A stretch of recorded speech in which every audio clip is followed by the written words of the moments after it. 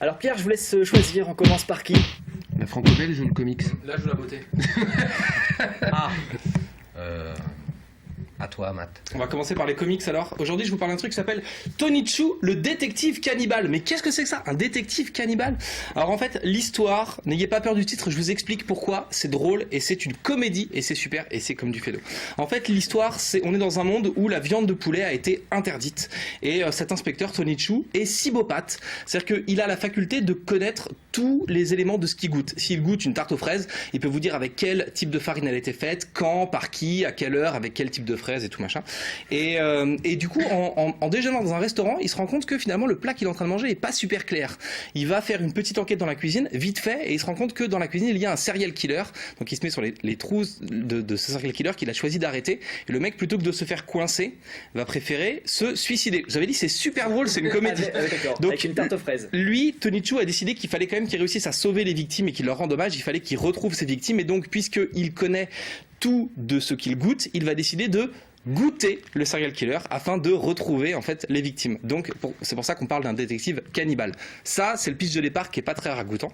Et en fait, plutôt que de se faire conspuer par sa direction, il est engagé par une élite de la police qui va engager que des gens qui ont des pouvoirs comme ça en rapport avec la gastronomie. Et il va du coup évoluer dans ce monde où tout le monde en fait en goûtant des choses va pouvoir avoir des informations et pouvoir élucider des enquêtes. Alors c'est farfelu comme truc, ça parle d'aventures de tout et de rien, c'est des enquêtes voilà, dans l'espace.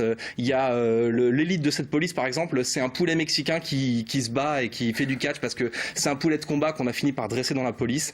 Il y a un de ses collègues qui va être blessé, donc il va avoir des implants un peu à la Terminator.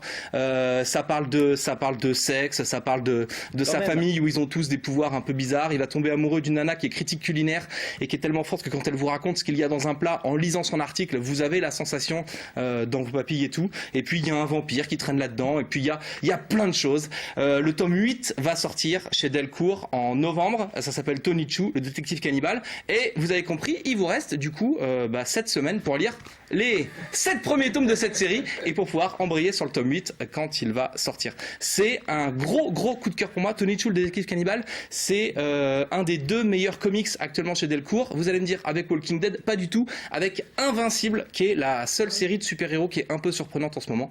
Donc voilà, mon gros coup de cœur du soir, c'est Tonichu, le détective cannibale chez Delcourt. Ah, il le vend bien. Ça marche bien aussi. Ouais, mais j'aime moins. D'accord, bon, très bien. Bah voilà, Vous c'est connaissez ça. Walking Dead, Pierre? Bien sûr.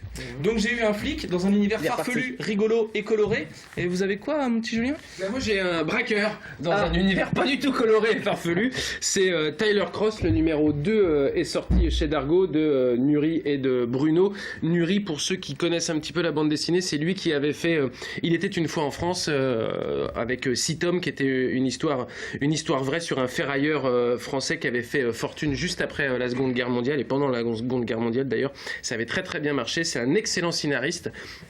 Et il est accompagné donc de Bruno pour Tyler Cross, c'est le tome 2, je le disais. Alors il y a 2 possibilités, soit vous l'avez en couleur, comme ce tome 2 que moi j'ai amené. Le tome 1 qui était sorti il y a 1 an est sorti en noir et blanc. À chaque fois vous avez le choix, hein, et pour le tome 1 et pour le tome 2, de le prendre que en noir et blanc ou que en couleur. C'est vous qui choisissez. Vous pouvez même acheter les 4 tout simplement parce qu'on ne lit pas une bande dessinée en couleur de la même manière qu'on va la lire en noir et blanc. Tyler Cross avec des punchlines, hein. Si Tyler Cross sort un jour, ce ne sera pas pour bonne conduite. Un jour, Tyler Cross paiera pour ses crimes. En attendant, il en commet d'autres. Lui, il est pas sympa. C'est pas un chouette mec. C'est un braqueur qui s'embête pas de sentiments, un mec qui est dur, qui est seul, qui voyage léger et qui dans ce numéro va être enfermé à la suite d'une affaire de braquage qui s'est mal terminée dans un pénitencier qui s'appelle le pénitencier Angola et il va devoir s'en évader parce qu'il retrouve des anciens ennemis. Je vais vous raconter un petit peu après, mais alors le pénitencier d'Angola, c'est au fin fond de la Louisiane, qui est dirigé par un mec qui, je pense qu'on peut le qualifier de salopard. Hein. Ouais. C'est le capitaine Crocker. Mais avant ça, j'aimerais qu'on s'attache aussi au personnage de Tyler Cross, qui est certes un mec pas chouette, mais qui a une sorte de cote d'honneur, comme peut-être avaient les anciens gangsters, je sais pas, Al Capone par exemple, qui étaient des salauds finis, mais qui avaient cette espèce de cote d'honneur. Et j'ai posé la question à Bruno, qui est venu à la librairie Bulle la semaine dernière pour dédicacer Tyler Cross, et je vous écoute d'écouter sa réponse. Je vous Ouais, un code d'honneur. En fait, Tyler Cross, c'est pas un personnage malsain, c'est quelqu'un qui, ce qu'il fait n'est pas bien, parce que c'est un braqueur de profession, donc ce qu'il fait n'est pas bien, mais il le fait très bien. Et à côté de ça, si vous faites partie de son équipe, c'est-à-dire que si vous lui mettez pas des bâtons dans les roues, il n'y aura pas de problème. Après, ceux qui font pas partie de son équipe, qui lui posent des problèmes, là, de fait, il peut y avoir des dégâts collatéraux. Alors, les dégâts collatéraux, il les tue, hein. Globalement, c'est souvent comme ça que ça se passe. Donc dans ce tome 2, il est enfermé dans ce pénitencier d'Angola avec ce capitaine horrible, le capitaine Crocker, et ses chiens qui sont là pour manger les prisonniers qui souhaitent s'évader.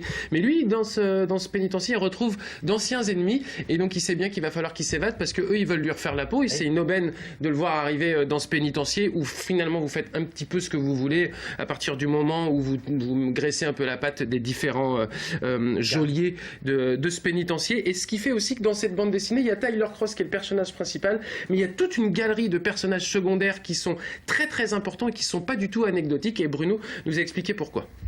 Oui, c'est clair. Alors, Tyler Cross, en fait, c'est vrai que est chapitré en 3 chapitres en général. Jusqu'à présent, ça a été le cas.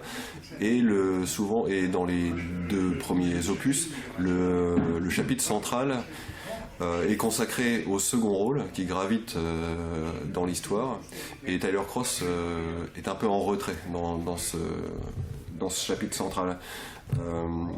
Pour une bonne raison, c'est que le personnage de Tyler Cross, on ne sait rien de son passé, et c'est une volonté dans le sens où Tyler Cross il voyage léger, et c'est tout l'intérêt d'un personnage comme ça, c'est de le confronter, lui qui n'a pas de passé, qui a très peu d'émotions, c'est de le confronter à des gens plus vrais, des gens qui ont des vraies vies, des vraies émotions, des vrais sentiments. Et c'est cette confrontation de ces 2 mondes qui crée une alchimie qui fonctionne. C'est vraiment une histoire addictive. Quand vous commencez l'histoire, vous ne pouvez pas vous arrêter, vous irez jusqu'au bout. On veut toujours tourner la page pour savoir ce qui va se passer, est-ce qu'il va pouvoir s'évader ou pas, est-ce que Billy qui l'accompagne va aussi s'évader avec lui, que va devenir le capitaine Crocker, etc. C'est vraiment vraiment vraiment bien. On est dans une espèce de western moderne. Il y a du sexe aussi, avec notamment la femme du capitaine Crocker qui est une sorte de nymphomane jamais rassasiée de sexe, et qui, une fois qu'elle est rassasiée des différents prisonniers qu'elle prend sous son toit, enfin dans son lit surtout, elle les tue purement et simplement. Mais il y a de la baston, il y a du sang, il n'y a pas beaucoup d'humour, mais c'est chouette, et franchement ça envoie du pâté. Ils sont passionnés tous les deux, hein. Merci Julia, merci Matt. Et il faut les départager. Vous partez avec la BD ou vous partez avec le comics? Moi, je vais partir avec les 2, je pense. Ils me répondent tous la même chose. Bah oui. Voilà, bah ouais, non, ils sont Est-ce qu'on est convaincants? Mais oui, exactement. Non, ils sont très bien tous les 2.